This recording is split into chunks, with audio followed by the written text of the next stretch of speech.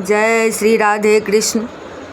YouTube channel पे मेरा सबको नमस्कार। भक्ति के कष्ट की निवृत्ति।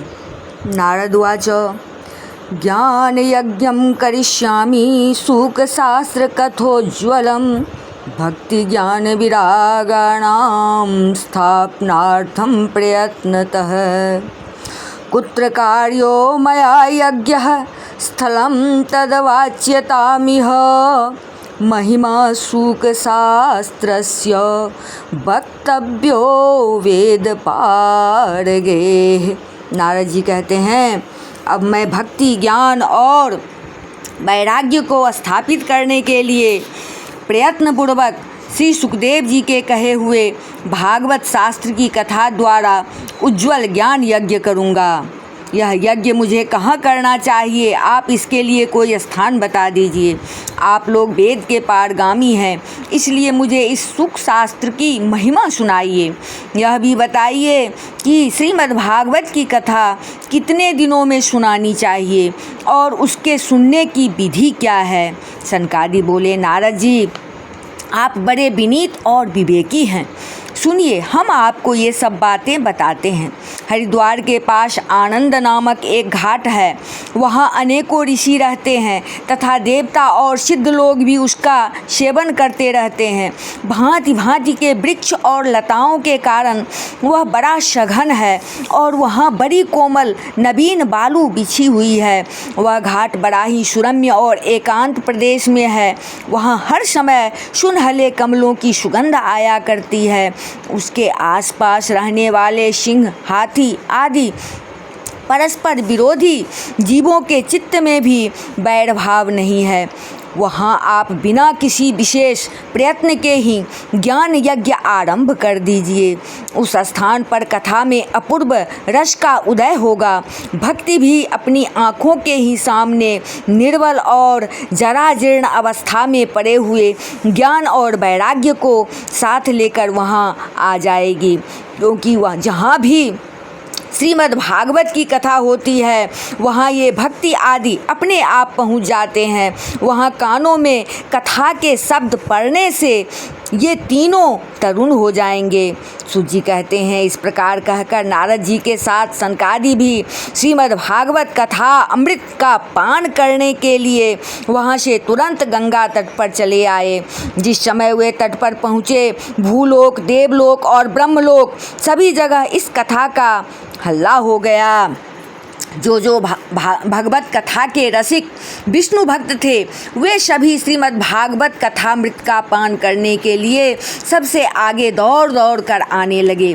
भृगु, वशिष्ठ, च्यवन, गौतम, मेघादिति, देवल, देवरात, परशुराम, विश्वामित्र, शाकल, मार्कंडेय, दत्तात्रेय, पिप्पलाद, योगेश्वर, व्यास और पराशर, छायाकुश, जाजली और जहनु आदि सभी प्रधान मुनिगण अपने अपने पुत्र, शिष्य और स्त्रियों समेत बड़े प्रेम से वहाँ आए। इनके सिवा वेद, वेदांत, मंत्र, तंत्र, सहस्त्र पुराण और छहों शास्त्र भी मूर्तिमान होकर वहाँ उपस्थित हुए। गंगा आदि नदियाँ, पुष्कर आदि सरोवर, कुरुक्षेत्र आदि समस्त क्षेत्र, सारी दिशाएं, दंडक आदि वन, हिमालय आदि पर्वत तथा देव, गंधर्व और दानव आदि सभी कथा सुनने चले आए। जो लोग अपने गौरव के कारण नहीं आए, महर्षि भृगु उन्हें समझा बुझा कर ले आए। तब कथा सुनाने के लिए दीक्षित होकर श्री कृष्ण परायण सनकादि नारद जी के दिए हुए श्रेष्ठ आसन पर विराजमान हुए। उस समय सभी श्रोताओं ने उनकी वंदना की।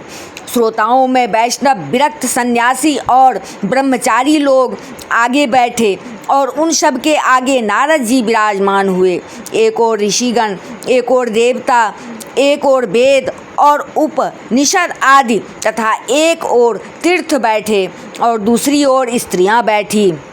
उस समय सब और जय जयकार, नमस्कार और शंखों का शब्द होने लगा और अबीर गुलाल, खील एवं फूलों की खूब वर्षा होने लगी। कोई कोई देव श्रेष्ठ तो विमानों पर चढ़कर वहाँ बैठे हुए सब लोगों पर कल्प वृक्ष के पुष्पों की वर्षा करने लगे।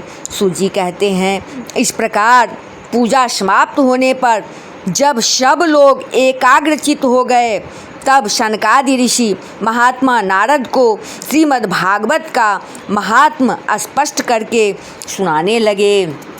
शनकादि ने कहा, अब हम आपको इस भागवत शास्त्र की महिमा सुनाते हैं। इसके श्रवण मात्र से मुक्ति हाथ लग जाती है। श्रीमद् भागवत की कथा का सदा सर्वदा सेवन आस्वादन करना चाहिए। इसके श्रवण मात्र से श्री हरि हृदय में आ विराजते हैं। इस ग्रंथ में 18,000 श्लोक और 12 स्कंद हैं तथा श्री सुखदेव और राजा परीक्षित का संवाद है। आप यह भागवत शास्त्र ध्यान देकर सुनिए। यह जीव तभी तक अज्ञानवश इस संसार चक्र में भटकता है जब तक क्षण भर के लिए भी कानों में इस सुख शास्त्र की कथा नहीं पड़ती। बहुत से शास्त्र और पुराण सुनने से क्या लाभ है? इससे तो व्यर्थ का भ्रम बढ़ता है। मुनि मुक्ति देने के लिए तो एकमात्र भागवत शास्त्र ही गरज रहा है। जिस घर में नित्य प्रति श्रीमद् भागवत की कथा होती है वह तीर्थ रूप हो जाता है और जो लोग उसमें रहते हैं उनके सारे पाप नष्ट हो जाते हैं। हजारों अश्वमेध और सैकड़ों वाजपेयी यज्ञ इस सुख शास्त्र की कथा का 16वां अंश भी नहीं हो सकते। तपोधनों, जब तक लोग अच्छी तरह श्रीमद् भागवत का श्रवण नहीं करते तभी तक उनके शरीर में पाप निवास करते हैं। फल की दृष्टि से इस सुख शास्त्र कथा की क्षमता गंगा, गया, काशी, पुष्कर या प्रयाग कोई तीर्थ भी नहीं कर सकता। यदि आपको परम गति की इच्छा है तो अपने मुख से ही श्रीमद् भागवत के आधे अथवा चौथाई श्लोक का भी नित्य नियम पूर्वक पाठ कीजिए।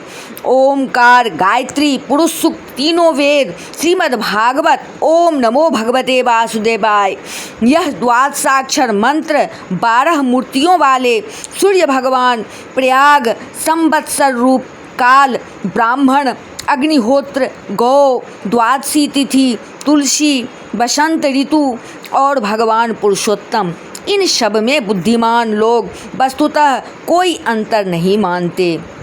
जो पुरुष अहर्निश अर्थ सहित श्रीमद् भागवत शास्त्र का पाठ करता है उसके करोड़ों जन्मों का पाप नष्ट हो जाता है, इसमें तनिक भी संदेह नहीं है।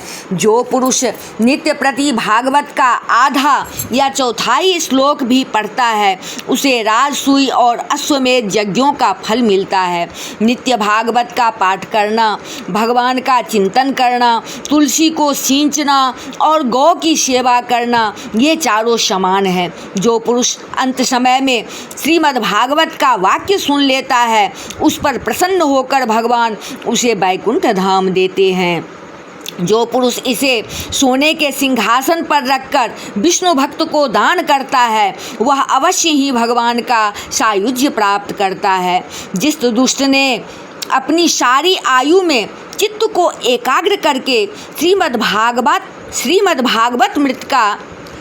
भागवत अमृत का थोड़ा सा भी रसास्वादन नहीं किया, उसने तो अपना सारा जन्म चांडाल और गधे के समान व्यर्थ ही गवा दिया। वह तो अपनी माता को प्रसव पीड़ा पहुंचाने के लिए ही उत्पन्न हुआ। जिसने इस सुख शास्त्र के थोड़े से भी वचन नहीं सुने वह पापात्मा तो जीता हुआ भी मुर्दे के समान है।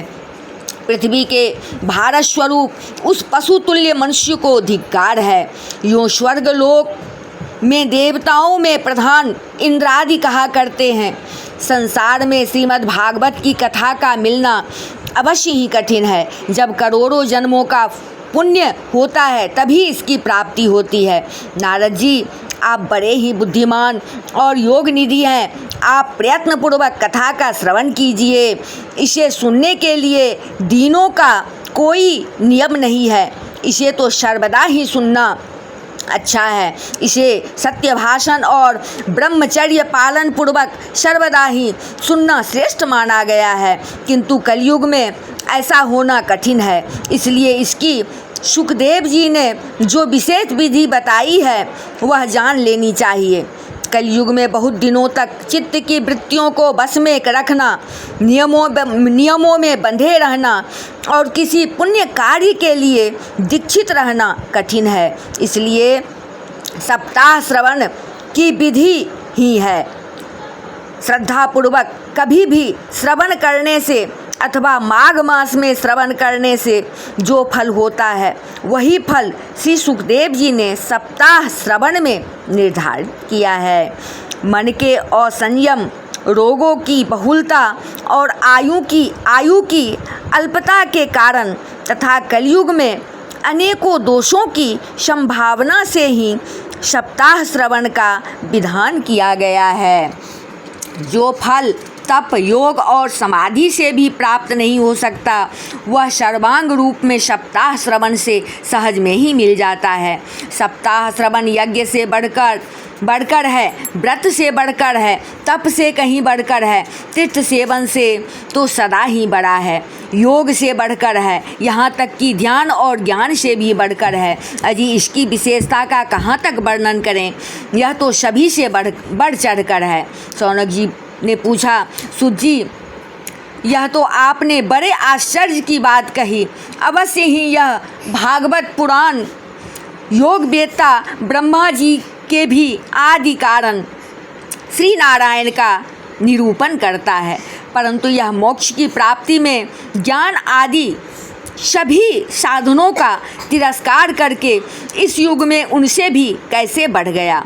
सूजी ने कहा, शौनक जी जब भगवान श्री कृष्ण इस धराधाम को छोड़कर अपने नित्य धाम को जाने लगे तब उनके मुखारविंद से 11 स्कंध का ज्ञानोपदेश सुनकर भी उद्धव जी ने पूछा।